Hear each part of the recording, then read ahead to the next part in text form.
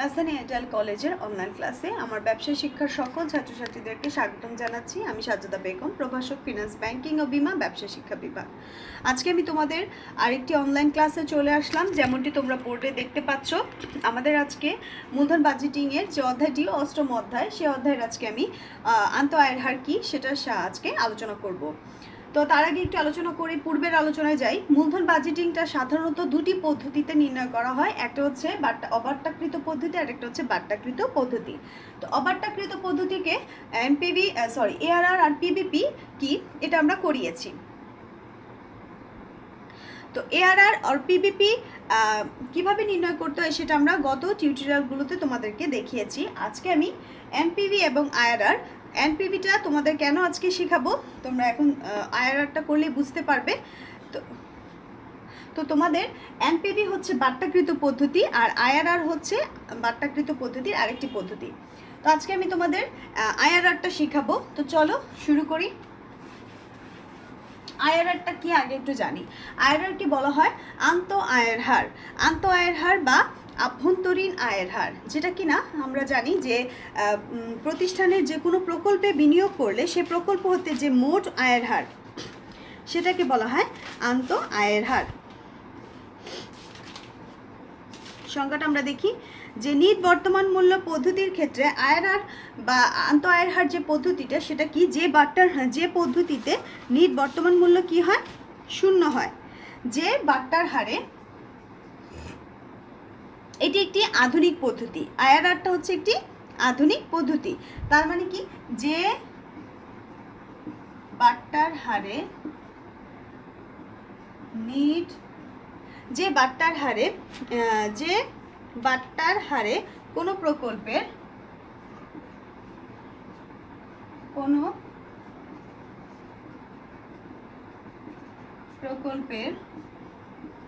NEET বর্তমান মূল্য শূন্য বা সমান হয়, তাকে সেই বাট্টার হারকে আন্ত আয়ের হার বলে, যেটাকে আমরা বলি আইআরআর। আন্ত আয়ের হার বা আইআরআর বলে যে বাট্টার হারে কোনো প্রকল্পের নিট বর্তমান মূল্য শূন্য অথবা সমান হয়, সেই বাট্টার হারটাকে আন্ত আয়ের হার বলা হয়।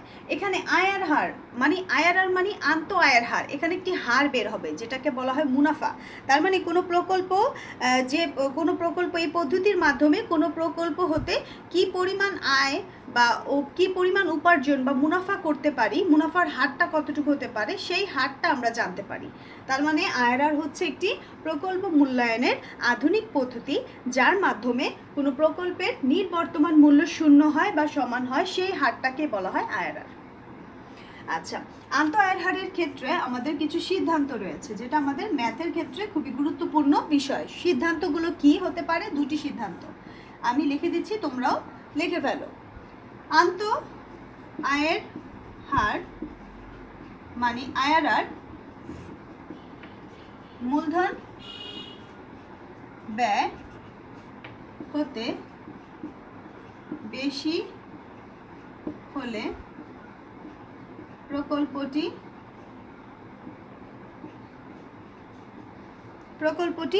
আন্ত আয়ের হার বেশি হলে প্রকল্পটি গ্রহণ করা হয়।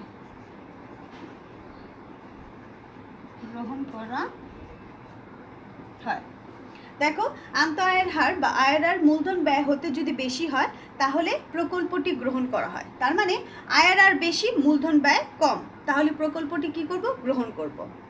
2 নাম্বার, আন্ত আয়ের হার বা আইআরআর মূলধন ব্যয় হতে কম হলে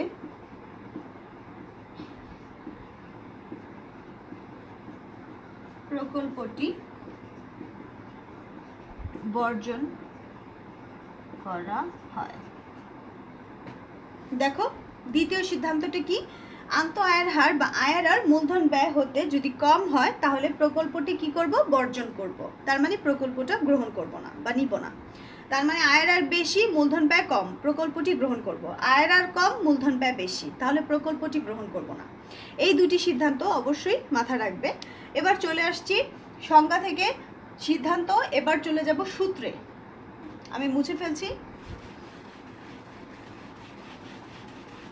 দেখো সূত্রের জন্য আন্ত আয়ের হারের সূত্র আমি লিখে রেখেছি। সূত্র আন্ত আয়ের হার বা আইআরআর। তো সূত্রটা কি দেখো তোমরা, IRR equals to LR plus NPV LR divided by NPV LR minus NPV HR. LR মানে হচ্ছে লোয়ার রেট আর এইচআর মানে হচ্ছে হায়ার রেট, মানে উচ্চ বাট্টার হার।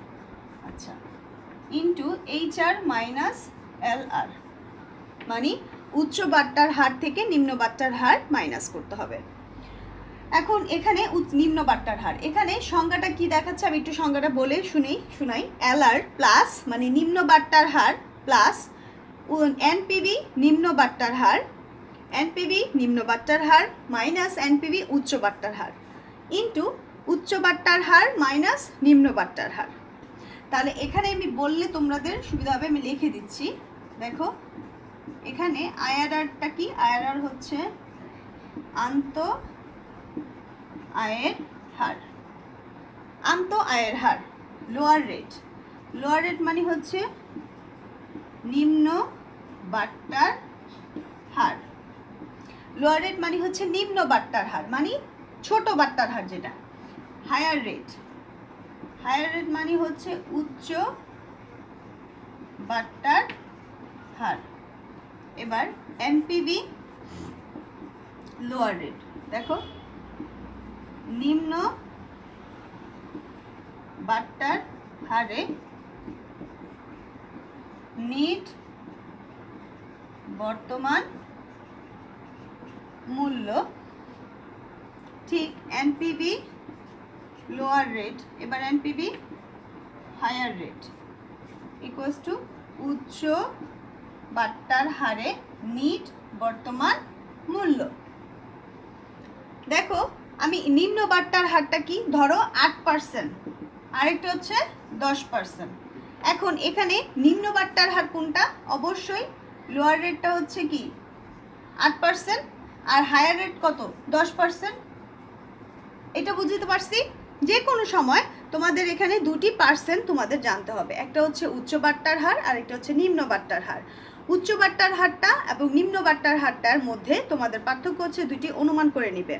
আর এই দুইটি বাট্টার হারে তোমাদের এনপিভি নির্ণয় করতে হবে। কি নির্ণয় করতে হবে, এনপিভি, যেটাকে আমরা বলবো যে নিম্ন বাট্টার হারে মানে 8% ধরো, অনুমান করো 8% নিম্ন বাট্টার হারে এনপিভি কত, আবার 10% মানে হায়ার রেটে নিম্ন উচ্চ বাট্টার হারে এনপিভি কত। তার মানে তোমাদের যখনই আইআরআর বা আভ্যন্তরীণ আয়ের হার করতে বলবে তোমাদের অবশ্যই দুইটা এনপিভি করতে হবে 2% দিয়ে। তো আমরা এখানে এটা বুঝে গেলাম যে এনপিভি কয়টা লাগবে, 2টা। এবার আরেকটি কথা বলি, এনপিভি তোমাদের দুটি লাগবে, অবশ্যই দুইটা এনপিভি হতে হবে, একটা প্লাস এনপিভি আরেকটা হচ্ছে মাইনাস এনপিভি। দ্যাট মিনস তোমাদের লাগবে কি প্লাস এনপিভি, মানে এনপিভির মানটা তোমার অবশ্যই পজিটিভ হতে হবে, মানে ধনাত্মক এনপিভি, আরেকটা হচ্ছে মাইনাস এনপিভি, মানে দুইটা এনপিভি লাগবে, একটা হচ্ছে প্লাস আরেকটা হচ্ছে মাইনাস। দ্যাট মিনস দুইটা এনপিভি তোমাদের এখানে নির্ণয় করতে হবে, আর একটা এনপিভিতে প্লাস এনপিভি আসবে আরেকটাতে মানে মাইনাস মান আসবে, তাহলেই তোমার আইআরআর তুমি করতে পারবে। তো আমি সূত্রটা লিখেছি, এখন আমি মুছে ফেলছি এবং একটি অঙ্ক সলভ করব, যা তোমাদের বোর্ডে আমি সময় স্বল্পতার কারণে আগেই লিখে রেখেছি। বোর্ডে আমি একটি উদাহরণ লিখেছি, তোমরা দেখতে পাচ্ছ। এই যে উদাহরণটি আমি একটু পড়ে শোনাচ্ছি। দেখো, একটি প্রকল্পের প্রাথমিক বিনিয়োগ ৭২,০০০ টাকা। আগামী 5 বছর প্রত্যেক বছর উক্ত প্রকল্প হতে নগদ আন্তঃপ্রবাহ 22,400 টাকা। মূলধন ব্যয় 16%। আন্ত আয়ের হার বা উপার্জন বা অভ্যন্তরীণ উপার্জন হার নির্ণয় করো। আমাদের কি বলেছে? উপার্জন হার বা আন্ত আয়ের হার, মানে আয়ের হার বের করতে বলেছে, আয়ের হার নির্ণয় করতে বলেছে। তাহলে আমাদের এখন আয়ের হার করতে হবে। তার আগে দেখেন এখানে প্রকল্পটা কি বলেছে? প্রাথমিক বিনিয়োগ। প্রাথমিক বিনিয়োগ মানে কি? যে প্রকল্পেতে বিনিয়োগ করেছি, যেটা আমাদের বলা হয় কি? সিএফও। প্রাথমিক বিনিয়োগ হচ্ছে সিএফও, যেটাকে আমরা বলি সিএফও, এনসিও, তাই না? তো এটা হচ্ছে কত? ৭২,০০০ টাকা। আর বলেছে 5 বছর, প্রত্যেক বছর উক্ত প্রকল্প থেকে নগদ আন্তঃপ্রবাহ কত টাকা হবে? 22,০০০ টাকা। তার মানে 1 থেকে এরকম 1 2 3 4 5, এরকম 0 1 2 3 4 5, এই 5 বছর পর্যন্ত সিএফও ছিল কত? ৭২,০০০ টাকা। ৭২,০০০ টাকা সে প্রাথমিক বছরে বিনিয়োগ করেছে, এজন্য এটা মাইনাস আকারে। আর 1 থেকে 5 বছর পর্যন্ত তার 22,০০০ টাকা, 22,400 টাকা চলে আসছে। তার মানে তার নগদ প্রবাহ কিন্তু 1 বছর থেকে শুরু করে 5 বছর পর্যন্ত কত টাকা করে পেয়েছে? 22,400 টাকা। এই টাকাটা কিন্তু প্রত্যেক বছর সমান, এই জন্য আমাদের নগদ প্রবাহটা কি? সমান। তার মানে এখানে যে এই 22,400, এটা হচ্ছে আমার এ এর মান। কি এর মান? এ, যেটাকে বলা হয় বার্ষিক বৃত্তি, বা আমরা বলতে পারি বার্ষিক নগদ আন্তঃপ্রবাহ। বার্ষিক নগদ আন্তঃপ্রবাহ। তাহলে আমাদের এটা কত? 22,400 টাকা, যেটা কিনা আমাদের বার্ষিক নগদ আন্তঃপ্রবাহ। আচ্ছা, 1 থেকে কয় বছরের অঙ্ক এটা? 5 বছর। তাহলে এন এর মানটা কত? 5। আচ্ছা, আমাদের প্রথম বছর যেটা হচ্ছে 0 ইয়ার, প্রথম বছর তো 0 ইয়ার হয় না, সরি, যে প্রারম্ভিক বিনিয়োগ করেছে যে বছর, সেটাকে বলা হয় 0 ইয়ার। তো এই যে বছরে বিনিয়োগ করেছে, বিনিয়োগ বছর তো প্রথম বছর থেকে বিনিয়োগ করার পর সাথে সাথে তো আর মুনাফা আসে না, সেটা প্রথম বছরের পরবর্তী বছর থেকে আসে। তাহলে বিনিয়োগ করেছে সেটাকে আমরা 0 ইয়ার ধরি, আর এটাকে বলা হয় প্রাথমিক বিনিয়োগ। তাহলে প্রাথমিক বিনিয়োগ বা এনসিও বা সিএফও আমাদের কত? আমাদের হচ্ছে ৭২,০০০ টাকা। এই অঙ্কটার এই ইনফরমেশন থেকে আমরা প্রথমে কি নির্ণয় করব? এনপিভি। আমি আবারও বলছি, আমাদের আন্ত আয়ের হার করতে বলেছে। কি করতে বলেছে? আন্ত আয়ের হার। তো চলো সমাধান করি। দেখো সমাধান।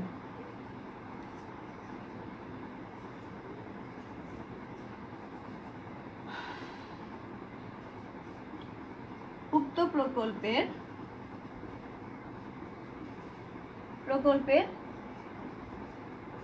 আন্ত আয়ের হার বা আইআরআর নির্ণয় এর জন্য প্রথমে নিট বর্তমান মূল্য নির্ণয় করা হলো। উক্ত প্রকল্পের আন্ত আয়ের হার নির্ণয় করার জন্য প্রথমে নিট বর্তমান মূল্য নির্ণয় করা হলো। নিট বর্তমান মূল্য নির্ণয় করতে হবে, অবশ্যই দুইটা নিট বর্তমান মূল্য লাগবে, একটা হচ্ছে পজিটিভ এনপিভি আর একটা হচ্ছে নেগেটিভ এনপিভি। তো প্রথমে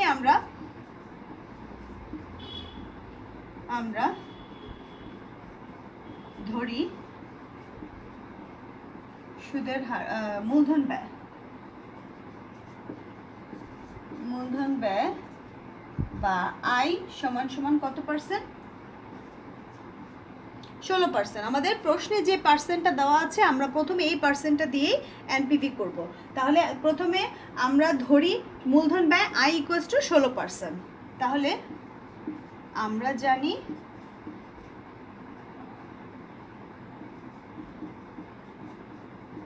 আমরা জানি নিট বর্তমান, আমি এভাবে এনপিভি লিখে দিচ্ছি, হ্যাঁ, নিট বর্তমান মূল্য এনপিভি ইকুয়ালস টু সিএফটি অথবা এ ইন্টু সমান, এটা কিন্তু সমানের নিট বর্তমান মূল্যের সূত্র হচ্ছে দুইটা, একটা হচ্ছে সমান নগদ প্রবাহের, আরেকটা হচ্ছে অসমান নগদ প্রবাহের। এই যে সূত্রটা লিখছি এটা হচ্ছে সমান নগদ প্রবাহের অ্যানুইটি সূত্র। তাহলে আমাদের সূত্রটা কি 1 minus 1 plus I to the power n divided by I minus CFO। এই হচ্ছে সূত্র। তো প্রথমে আমরা এখানে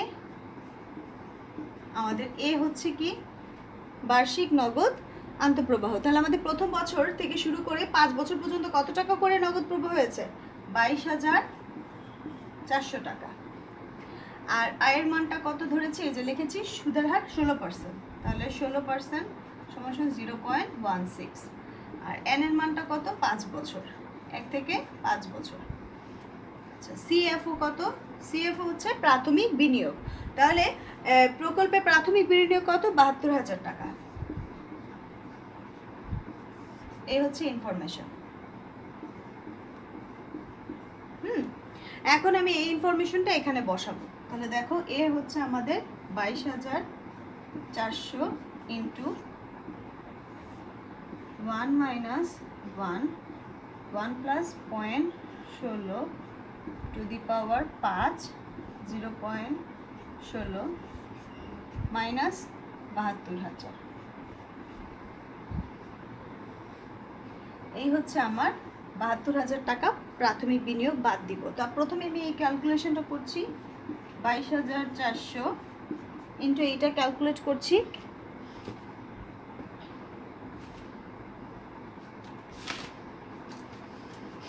আমার চলে আসছে হলো 3.274। 3.274। এটাকে যখন আমি ক্যালকুলেট করব সম্পূর্ণটা, তো চলে আসবে 3.274। এখন এটাকে আমি এটা দিয়ে গুণ করব এবং 72,000 টাকা থেকে বাদ দিব। আমরা এটা থেকে এটা গুণ করব এবং এই 72,000 টাকা থেকে বাদ দিব। তাহলে আমাদের চলে আসবে নির্বর্তমান মূল্য 16% কত? চলে আসছে 73,000। এটার সাথে এটা গুণ করলে 22,400 টাকা দিয়ে যদি আমি 3.274 গুণ করি, তাহলে আমার চলে আসে 73,338 মাইনাস 72,000। তাহলে 73,000 থেকে 72,000 যদি বাদ দেই, তাহলে আমার কিন্তু পজিটিভ মানে ধনাত্মক এনপিভি আসে। কত আসে? 1338 টাকা। দেখো আমার কিন্তু ধনাত্মক এনপিভি চলে আসছে, মানে নিট বর্তমান মূল্য আমার কত আসছে? নিট বর্তমান মূল্য আমার 1338 টাকা চলে আসছে, যেটা কিনা আমাদের 16%। তো এখন আমি 16% যদি ধনাত্মক পেয়ে যাই, তাহলে আমার এখন কি করতে হবে? একটা এমন পার্সেন্ট ধরতে হবে যেখানে আমার নিট বর্তমান মূল্য মাইনাস আসে। তো সবসময় একটা টেকনিক ফলো করবে। সবসময় মনে রাখবে যে পার্সেন্টটা তোমার ধরেছো এখান থেকে ধনাত্মক আসে, তাহলে ওখান থেকে তুমি 5% করে বাড়াবে। প্রথমে 16-র সাথে বাড়াবে, তারপর দেখবে বাড়ানোর পরে সেটা প্লাস আসে কিনা। যদি তোমার এখানে প্লাস এসে পড়েছে, আরও 5% যদি করার পরে দেখো প্লাসই আসে, তাহলে তুমি আর বাড়াবে না, তখন তুমি কমাবে। কথাটা আমি বলি, দেখো আমাদের এখানে 73,000 টাকা চলে আসছে, তাই না? 72 থেকে 73 মানে খুব কম কিন্তু ভ্যারিয়েশন আছে। 1338 টাকা খুব কম কিন্তু মাইনাস, মানে খুব কম অ্যামাউন্ট দিলেই আমার এখানে মাইনাস চলে আসতো। তাহলে আমার এখানে কি করতে হবে? আমার 16%-এর সাথে আমি শর্ট 5% যোগ করি। তাহলে 16-র সাথে যদি, এটা তোমার অনুমান করে নিতে হবে। অবশ্যই পার্সেন্ট যেটা মূলধন ব্যয় সুদের হার, এটা অবশ্যই অনুমান করে নেবে। প্রথমটা তো দেওয়া থাকবে, দ্বিতীয়টা তুমি অনুমান করে নেবে। এতটুকু করেছি। এখন আমি ধরি, আমি আবার মুছতেছি। আমি ধরি মূলধন ব্যয় আই সমান সমান, আমি 16% ছিল, 16% ধনাত্মক এসেছে, তাহলে 16-র সাথে আমি কি করতে পারি? 16-র সাথে আমি 17, 18, 19, 20, 21, 22 আমি 5% যোগ করতে পারি। ধরো আমি 16%-এর জায়গায় ওখানে আমি 5% যোগ করি, তাহলে 16-র সাথে 5 যোগ করলে কত হয়? 17, 18, 19, 20, 21। 21 না ধরে আমি 22% ধরলাম, 6% নিলাম, ঠিক আছে? এই যে অনুমান করে নিয়েছি, এটা অনুমান করে নিয়েছি। দেখো তাহলে 22%-এ আমার আয় কত আসে? তাহলে আমি 22% ধরো নিলাম সুদের হার, মানে মূলধন ব্যয়। এখন আমরা জানি এনপিভি 22%-এ সেম ইনফরমেশন দিব, শুধু আমাদের অ্যামাউন্ট সব ঠিক থাকবে, শুধু আয়ের মানটা চেঞ্জ হবে। এখানে আমার 16%-এর জায়গায় হবে কত পার্সেন্ট? 22%, যেটা কিনা হবে 0.22, আর সব ঠিক থাকবে। তাহলে a into 1 minus 1 1 plus i to the power n divided by i minus CFO। এই সূত্রটার জায়গায় শুধু তোমার সব ঠিক থাকবে, শুধু আয়ের মানটা চেঞ্জ হবে। কেন? কারণ তোমার একবার প্লাস এনপিভি লাগবে, মাইনাস এনপিভি করতে হবে। তাহলে দেখো এর মান হচ্ছে 22,400 into 1 minus 1 1 plus 0.22 two the power 5 0.22% minus 72,000। এই হচ্ছে অ্যামাউন্ট করে ফেলেছি। এখন আমি এটা কি করব? এটা 22,000, এই সম্পূর্ণ কাজটা করব। তোমরা প্রথমে ক্যালকুলেটরে 1 ভাগ চিহ্ন bracket 1 plus 0.22 bracket close to the power 5, then হচ্ছে ব্যাক ক্যালকুলেশন করে বা অথবা তোমরা ওই অ্যামাউন্টে বসিয়ে 1 মাইনাস করতে পারো। এভাবে সম্পূর্ণ কাজটা যখন তুমি করবে এটার একটা অ্যামাউন্ট চলে আসবে, সেটা হচ্ছে 3.199। এটা ক্যালকুলেট করলে চলে আসে 3.199। দ্যাট মিনস এই 22,400 টাকা এটার সাথে গুণ করব, 72,000 থেকে দেন বাদ দিব। তাহলে এটা গুণ করলে চলে আসে দেখো কত?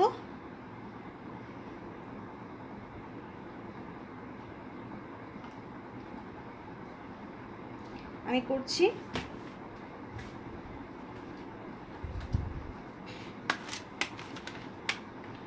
1 ভাগ, এই যে আমি করছি দেখো 1 ভাগ 1 plus 0.22 two the power 5, 1 minus answer ভাগ 0.22 2 পয়েন্ট। আচ্ছা এটা একটু ভুল হয়েছে, আমি অনুমানই করছিলাম এখানে ভুল হবে, বইয়ে দেওয়া আছে ভুল। 2.863 এটাকে যখন আমি ইন্টু 22,400 সাথে গুণ দিব তখন চলে আসবে,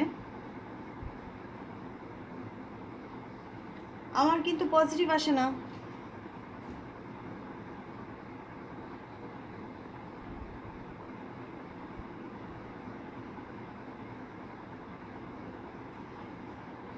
দেখো 1 ভাগ 1 প্লাস 0.17 টু দি পাওয়ার 5,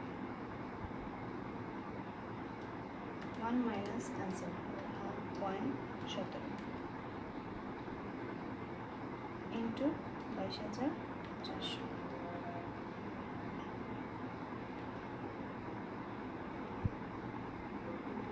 পনেরো পার্সেন্ট দিয়ে করি। আমার যখনই আমি 22% দিয়ে করেছি আমার কিন্তু এখানে যে এনপিভিটা আসছে সেটা কিন্তু ধনাত্মকই আসবে। দেখো 22,400 ইন্টু 2.863 চলে আসে কত? 64,131 মাইনাস 72,000। দেখো 64,000 থেকে যদি 72,000 মাইনাস করো তাও কিন্তু তোমার কি আসবে?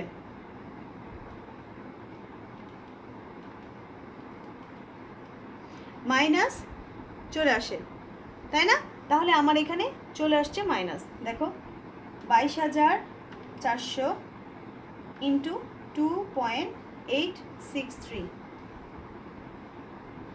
64,131 মাইনাস 72,000, মাইনাস আসছে 7 7 8 6 8 মাইনাস 8। 22%-এ আমার মাইনাস চলে আসছে।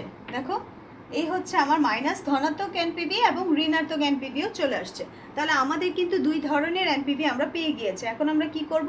আমরা আইআরআর করব। তো চলো করি।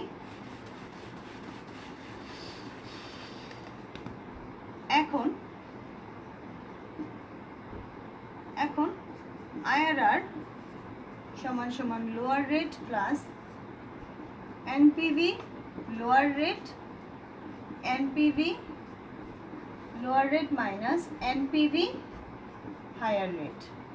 Into higher rate minus lower rate. তো এখন কিন্তু তোমার হায়ার রেট লোয়ার রেট দেখতে হবে কোনটা কত, ঠিক আছে? তুমি এখানে সুন্দর করে লিখে ফেলবে কি কত পার্সেন্টে তোমার হায়ার রেট আসছে, কত পার্সেন্টে। তো এখানে আমি লিখছি হায়ার রেট। হায়ার রেট মানে হচ্ছে উচ্চ বাট্টার হার। তাহলে উচ্চ বাট্টার হার কত? 22% না? আর লোয়ার রেট কত? লোয়ার রেট হচ্ছে আমার কত? 16% না? তাহলে আমার 2% কিন্তু এনপিভি বের হয়েছে। আর এনপিভি আমার লোয়ার রেটে কত? লোয়ার রেটে মানে 16% না নাকি 12%? অবশ্যই সরি 22% না 16%, মানে লোয়ার রেট হচ্ছে 16%। এই 16%-এ আমার এনপিভি কত বের হয়েছিল? 16%-এ আমার এনপিভি বের হয়েছিল 1338, তাই না? আর এনপিভি হায়ার রেটে কত বের হয়েছিল? এই যে মাত্র বের করেছি, কত? -৭,৮৬৮ টাকা, -৭,৮৬৮ টাকা। তাহলে আমার এনপিভি কিন্তু দুইটাতেই বের হয়েছে। এখন আমি কি করব? আইআরআরটা বসাবো। দেখো কিভাবে করছি। লোয়ার রেট কত? 16 যোগ এনপিভি লোয়ার রেট কত? 1338, নিচে লিখবো 1338 মাইনাস, মাইনাস হচ্ছে হায়ার রেটের মাইনাস। হায়ার রেট কত? 700, হায়ার রেট কত? -৭,৮৬৮। আর হায়ার রেটটা কত আমার? হায়ার রেট হচ্ছে 22% মাইনাস 16%। আমি 6% গ্যাপ রেখেছি। তাহলে এখন আমি করি 16 প্লাস, এটা যদি আমি ক্যালকুলেট করি আমার চলে আসবে কত? দেখো এই যে 1300, আমি ফার্স্টে নিচেরটা করব। 1338 যোগ মাইনাস মাইনাসে কি হয়? Plus, plus ৭,৮৬৮। এবার আমি এই যে নিচে আমার কত আসছে? ৯,২০৬ আর হচ্ছে 1338 ইন্টু 22 থেকে 6% হয়। 22 থেকে যদি 16% বাদ দাও, 16 বাদ দাও, তাহলে কত হয়? 22 মাইনাস 16, 6, ঠিক আছে? এতটুকু ঠিক আছে। এখন আমি এটা আবার করছি 16 যোগ, এটাকে ভাগ দিই, 1338 ভাগ ৯,২০৬ চলে আসছে 0.1453 ইন্টু 6। তাহলে এইটার কাজটা আগে করব, দেন হচ্ছে যোগ করব। ইন্টু 6 যোগ 16, তাহলে হয়ে যায় 16.87%। দ্যাট মিন্স তোমার আইআরআর হচ্ছে 16.87%। তো আমি আইআরআর পেয়ে গেলাম 16.87%। এটা হচ্ছে আমার আন্ত আয়ের হার। তাহলে উক্ত প্রকল্পের আন্ত আয়ের হার বা আইআরআর সমান সমান 16.87%। এই হচ্ছে আমার উত্তর, যেটা কিনা আমার সূত্রের উত্তর দিয়ে দিলাম যে আইআরআর হচ্ছে 16.88%। কীভাবে বের করলাম? এই অঙ্কটা একটু প্র্যাকটিস করতে হবে, না হলে পারবে না। তো তোমাদের সমস্যাটা যদি তোমরা প্র্যাকটিস না করো বুঝতে পারবে না। তো প্র্যাকটিস করবে, এবং যদি সমস্যা হয় আমার সাথে লাইভ ক্লাসে সমস্যাগুলো সমাধান করতে পারো। আমি চেষ্টা করবো সমাধান করার। তো লাইভ ক্লাসগুলো অ্যাটেন্ড করো, আর এই রেকর্ডেড লাইভগুলো তোমরা ভালোভাবে দেখো। যদি সমস্যা হয় একবার দেখো, দুইবার দেখো, দেখবে সমস্যাগুলো ক্লিয়ার হয়ে যাবে। তো বাসায় থাকো, সুস্থ থাকো, আমি আমার জন্য দোয়া করবে। তো আজকে এই পর্যন্তই বিদায় নিচ্ছি। আসসালামু আলাইকুম।